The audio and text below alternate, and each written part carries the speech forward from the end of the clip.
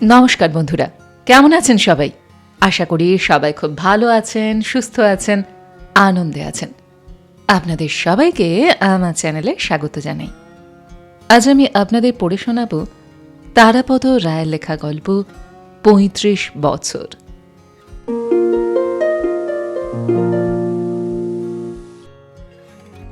এমনিতেই এই লাইনে তখন ট্রেন চলাচল কম, তার উপর রবিবারের বিকেল। ১.৫ ঘন্টা ২ ঘন্টা পরে এক একটা গাড়ি, যদিও কলকাতার খুব কাছে, ১৫-২০ মাইলের মধ্যে, মানে এখনকার হিসাবে ২৫-৩০ কিলোমিটার হবে। এদিকটায় জগন্ময় তার আগে কখনো আসেনি। দেখতে দেখতে ৩৫ বছর পার হয়ে গেল, তখনও কিলোমিটার কিলোগ্রামের যুগ আসেনি। সবে নয়া পয়সা চালু হয়েছে, কিলোগ্রাম কিলোমিটার ধীরে ধীরে আসছে। পুরনো গল্পটা মনে পড়ায় হাসি পেল জগন্ময়ের। কে যেন বাজারে গিয়ে ৫০০ আলু চেয়েছে। তখনও দোকানদার গ্রামে কেজিতে অভ্যস্ত হয়নি, হিসাবটাই তার কাছে বোধগম্য নয়। ক্রেতা আলুওয়ালার কাছে বাজারের ব্যাগটা রেখে মাছ কিনতে গেছে। ফিরে এসে দেখে ব্যাগ ভর্তি আলু। দোকানদার গুনে গুনে ৫০০ আলু তুলে ওজন করে থলেতে ভরে দিয়েছে। ৩৫ বছর আগের একটা হালকা গল্প। এখন আর এই গল্পে কেউ মজা পাবে না।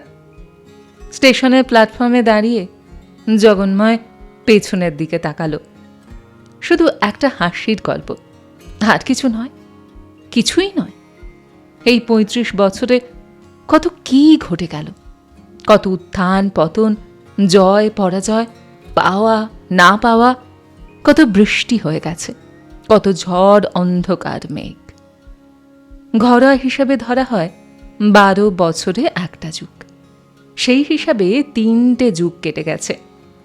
সেই এক রবিবারের দুপুরে তৃপ্তি রেস্তোরাঁর বাঁধা চায়ের আড্ডা থেকে উঠতে উঠতে বেলা ১২:৩০ বেজে গেল। তাড়াতাড়ি পায়ে হেঁটে খালি বাসায় ফিরে স্নান খাওয়া সেরে ছুটতে ছুটতে শিয়ালদা স্টেশন। ২:১২ একটা গাড়ি আছে, পরের গাড়ি ৪টের সময়। ২:১২ গাড়ি ফেল করলে চলবে না, তাহলে শ্যামবাজারে গিয়ে বাস ধরে পৌঁছতে হবে। তাতেও দেরি হয়ে যেতে পারে, কারণ ইন্টারভিউর সময় দেয়া আছে বিকাল ৪টে। জগন্ময়ের এমএ পরীক্ষার রেজাল্ট মাসখানেক আগে বেরিয়েছে। খুব খারাপ রেজাল্ট, রীতিমতো অপমানজনক। অবশ্য জগন্ময় পরীক্ষা দিয়েই বুঝেছিল ফল ভালো হবে না, তবে এতটা খারাপ হবে ভাবেনি। তবু ডিগ্রিতে অনার্স ছিল, তাই ভরসা করে কলকাতার আশেপাশে এদিক ওদিক ছোটখাটো স্কুল কলেজে মাস্টারির দরখাস্ত পাঠিয়ে যাচ্ছিল নিয়ম করে প্রতি রবিবারে অমৃতবাজার পত্রিকার বিজ্ঞাপনের পাতা দেখে। সেই অমৃতবাজার পত্রিকা তো মধ্যে উঠেই গিয়েছিল, এখন আবার কিছুদিন হলো বেরিয়েছে। একালে ছেলেমেয়েরা কি আগের মতো ওইভাবে দরখাস্ত পাঠায়? আজকাল কি দরখাস্ত পাঠালে সাক্ষাৎকারের চিঠি আসে, চাকরি হয়? স্টেশনের প্ল্যাটফর্মে দাঁড়িয়ে ৩ যুগ পরের এই বিকালে কলকাতা ফেরার গাড়ির জন্য অপেক্ষা করতে করতে জগন্ময় এলোমেলো সব কথা ভাবছিল। এখন স্টেশনে বেশ ভিড়। আগে ছুটির দিনে বিকালে এমন সময় স্টেশনটা খুব ফাঁকা থাকত। ২-১ যাত্রী কৃষ্ণচূড়া গাছের নিচে বাঁধানো বেদিতে ঘুমন্ত ভিখারি ও কুকুর, এবং হয়তো একজন ঝালমুড়িওয়ালা। প্ল্যাটফর্মটা অনেক নিচু ছিল, গাড়ি থেকে প্রায় লাফিয়ে নামতে হতো।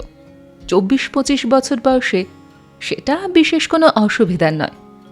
আর মালপত্র সঙ্গে কিছু নেই, শুধু হাতের মধ্যে একটা খামে কয়েকটা সার্টিফিকেট রয়েছে সাক্ষাৎকারের জন্য।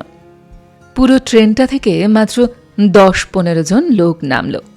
স্টেশনের গেটটা কোন দিকে সেটা একবার দেখে নিয়ে জগন্ময় সামনের দিকে এগোচ্ছে।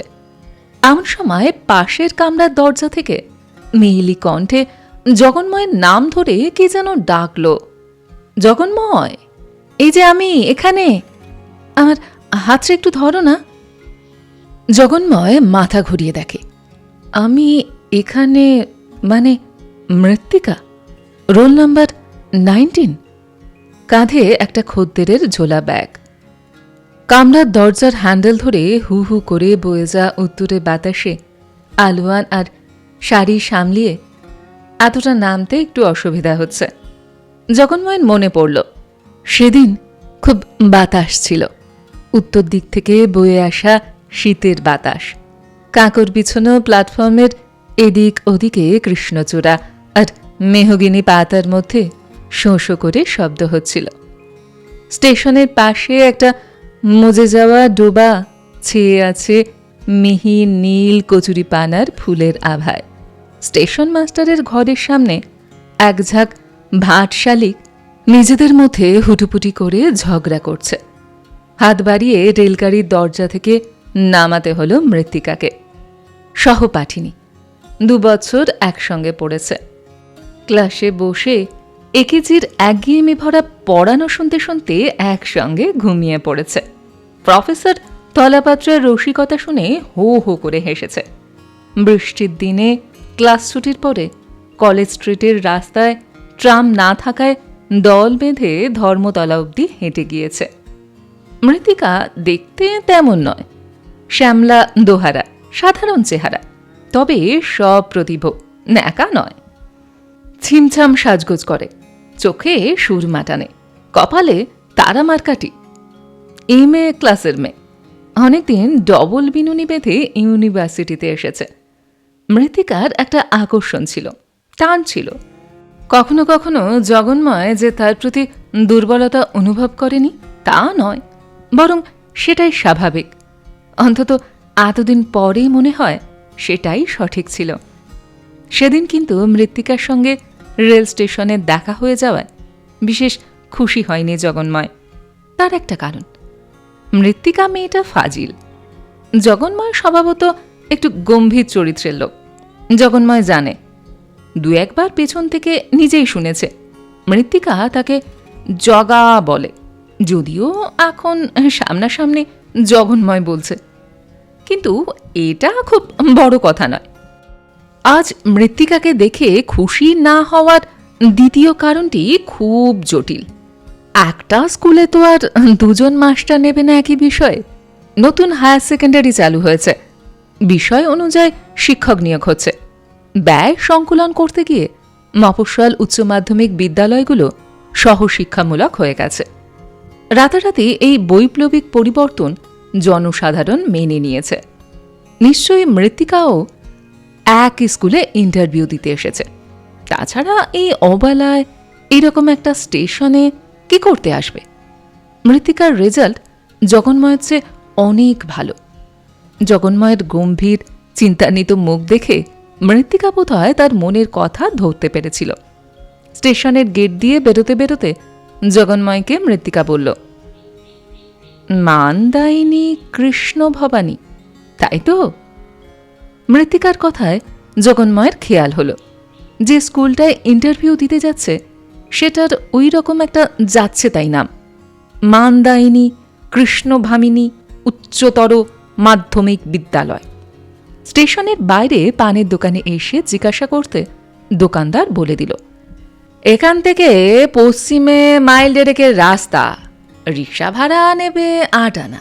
8 আনার বেশি পয়সা দেবেন না, ওইটাই রেট। এই নকুল! পানওয়ালার ডাক শুনে একটা রিক্সা এসে সামনে দাঁড়ালো। একটু ইতস্তত করে দুজনে একই রিক্সায় উঠল। চেপা সিটে যতটা শরীর পাঁচিয়ে বসা যায় সেইভাবেই বসে জগন্ময় প্রায় স্বগতোক্তির মতো বলল, ব্যাপারটা ঠিক হলো না। জগন্ময়ের কথার মানে বুঝতে পেরেও একটু ঠোঁট টিপে হেসে মৃত্তিকা বলল, কোন ব্যাপারটা? এবড়ো খেবড়ো খোয়ার রাস্তায় রিক্সা চলছে, তখনও এদিকে পিচের রাস্তা হয়নি। উঁচু নিচু পথে রিক্সায় ঝাঁকুনিতে জগন্ময় মৃত্তিকার সঙ্গে যেটুকু দূরত্ব রাখতে চাইছিল সেটুকু রাখতেই পারছিল না। জগন্ময় এমনিতেই একটু শীতকাতুরে, গায়ে মোটা গোল গলা সোয়েটার। সেটাই 2 দেহের মধ্যে যতটুকু ব্যবধান সম্ভব তাই রক্ষা করার চেষ্টা করছে। মৃত্তিকার কোনো বালাই নেই।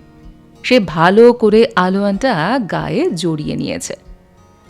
আলোয়ানের মাঝখানটা ঘোমটার মতো করে মাথায় তুলে দিয়েছে, কান দুটো ঢেকে।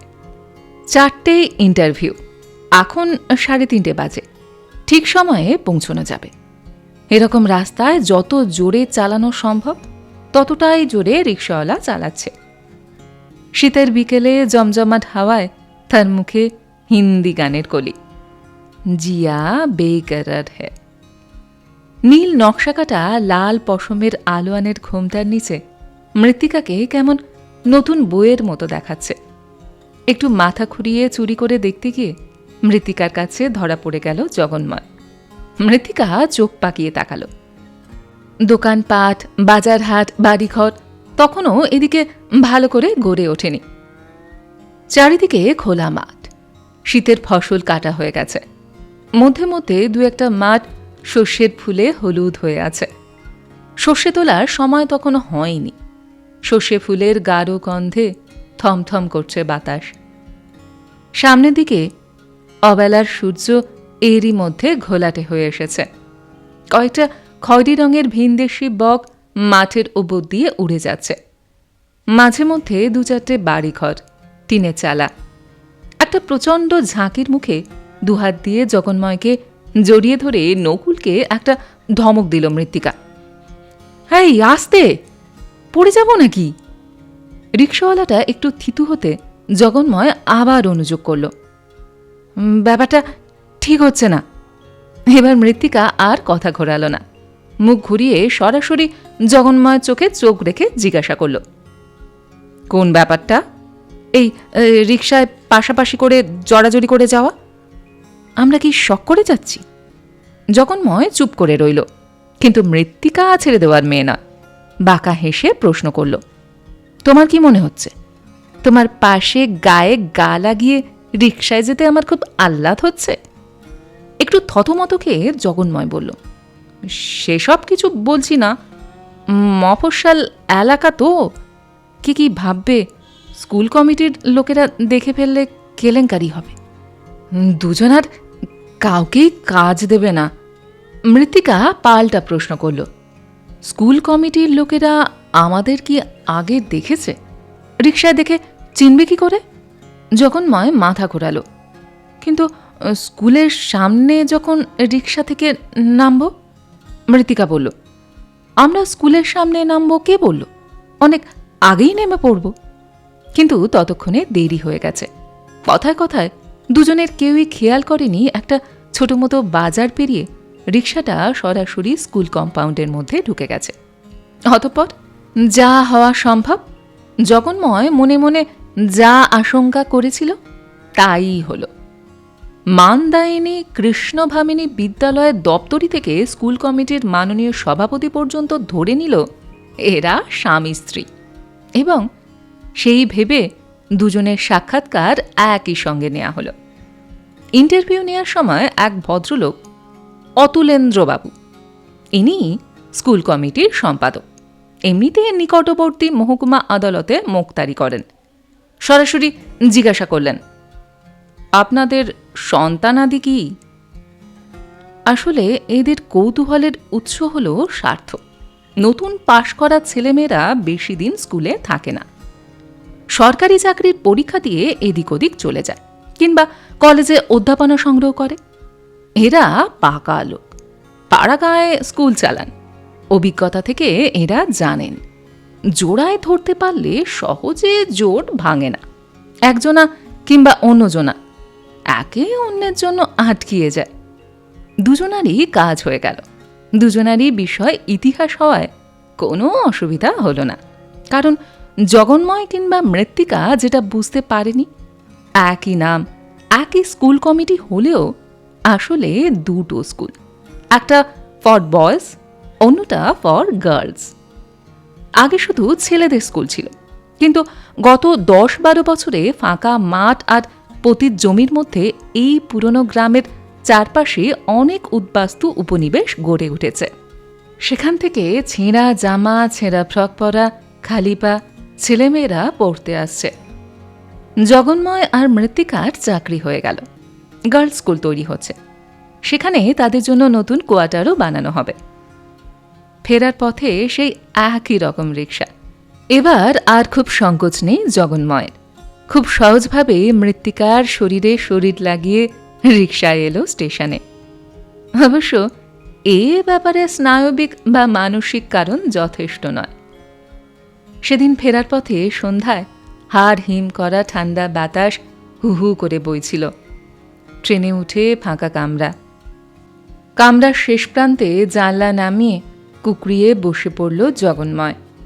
পাশে ঘন হয়ে বসে মৃত্তিকা বলল, তোমার খুব ঠান্ডা লাগছে?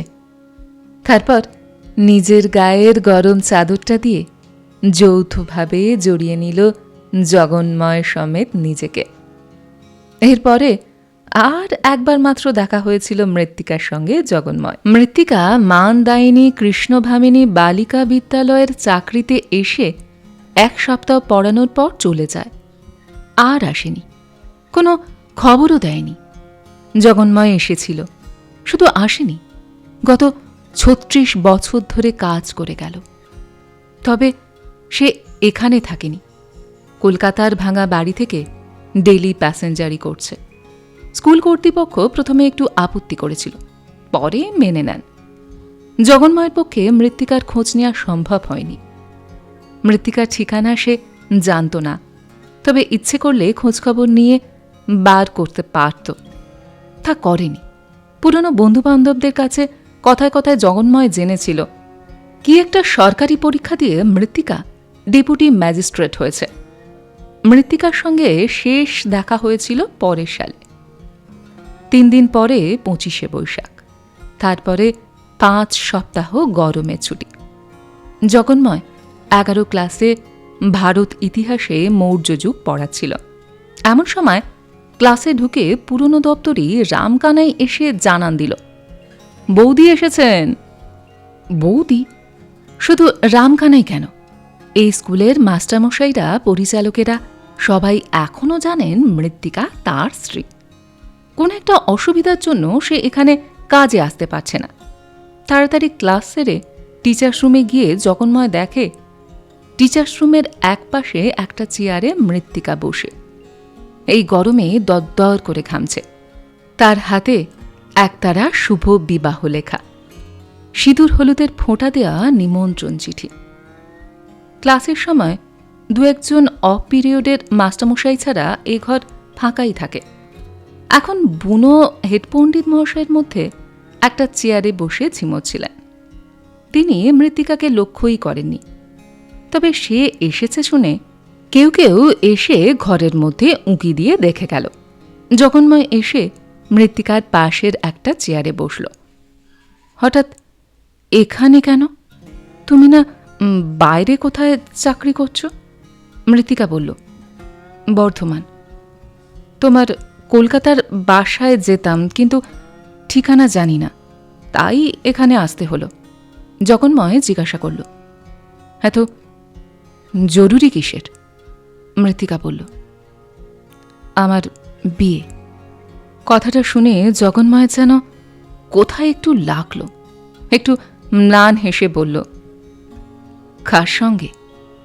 মৃত্তিকা এখনো আগের মতোই প্রগল্ভা। সে উত্তর দিল, তোমার সঙ্গে নয়। জগন্ময় বলল, কেন নয়? ততক্ষণে মৃত্তিকা একটা শুভ বিবাহের পত্রে জগন্ময়ের নাম ঠিকানা লিখে ফেলেছে। সেটা জগন্ময়ের হাতে দিয়ে উঠে দাঁড়াল। মুখে বলল, যেও কিন্তু, আমি উঠছি, 1:30টার ট্রেনটা ধরতে হবে। স্কুলের উঠোনে রিকশা দাঁড় করিয়ে রেখেছিল। মৃত্তিকা সেটায় উঠে চলে গেল। বাইরে ঝাঁঝা করছে রোদ, গরম বাতাস বইছে। 3 যুগ পার হয়ে গেছে।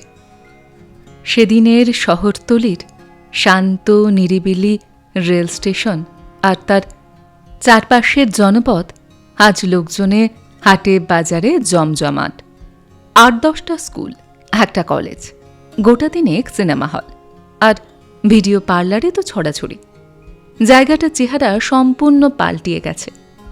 জগন্ময় চোখের সামনেই বদল হয়েছে, একদিনে হয়নি। ফেরার ট্রেনের জন্য জগন্ময় দাঁড়িয়ে আছে। সন্ধ্যা হয়ে এসেছে। স্কুল ছুটির পর ফেয়ারওয়েল ছিল, তাই দেরি। সাধারণত স্কুল ছুটির পর জগন্ময় দেরি করে না, যত তাড়াতাড়ি পারে স্টেশনে এসে ট্রেন ধরে। কিন্তু আজ শেষ দিন, ৩৫ বছর পরের শেষ দিন। হাতব্যাগে মিষ্টির বাক্স, একটা রামায়ণ, সঙ্গে একটা নতুন ছাতা। ফেয়ারওয়েলের উপহার নিয়ে জগন্ময় ট্রেনের জন্য দাঁড়িয়ে আছে। এই অসময়েও স্টেশন গিজগিজ করছে। একটু পরে ট্রেন আসবে। তার কামরার দরজায় দাঁড়িয়ে মৃত্তিকা বলবে না, আমার হাতটা একটু ধর, আর তার দরকারও হবে না। এখন প্ল্যাটফর্ম অনেক উঁচু হয়েছে। তাছাড়া বিদায় উপহারে জগন্মায়ের 2 হাতটাই জোড়া। ট্রেন এসে গেল। তাড়াতাড়ি ভিড় ঠেলে কামরায় উঠতে উঠতে জগন্ময়ের মনে পড়ল, মৃত্তিকার সঙ্গে কত কাল যোগাযোগ নেই, কতকাল তার কথা মনেও পড়েনি। আজ এই শেষ দিনে মনে পড়ল। গল্পটি এইখানে সমাপ্ত হল। আপনারা এতক্ষণ শুনছিলেন তারাপদ রায়ের লেখা গল্প ৩৫ বছর। গল্পটি আপনাদের কেমন লাগলো বা আমার গল্পপাঠ আপনাদের কেমন লাগলো কমেন্ট সেকশনে অবশ্যই লিখে জানান। যদি আমার গল্পপাঠ আপনাদের ভালো লেগে থাকে তাহলে আশা করব লাইক শেয়ার অবশ্যই করবেন। আর এই ধরনের সুন্দর সুন্দর কাহিনী আরও শুনবার জন্য আমার চ্যানেলটিকে সাবস্ক্রাইব করতে ভুলবেন না কিন্তু। তবে আজ এই পর্যন্ত। আমি খুব তাড়াতাড়ি আবারও অন্য কোনো কাহিনী নিয়ে আপনাদের কাছে চলে আসছি। সবাই খুব ভালো থাকবেন, সুস্থ থাকবেন, আনন্দে থাকবেন। নমস্কার।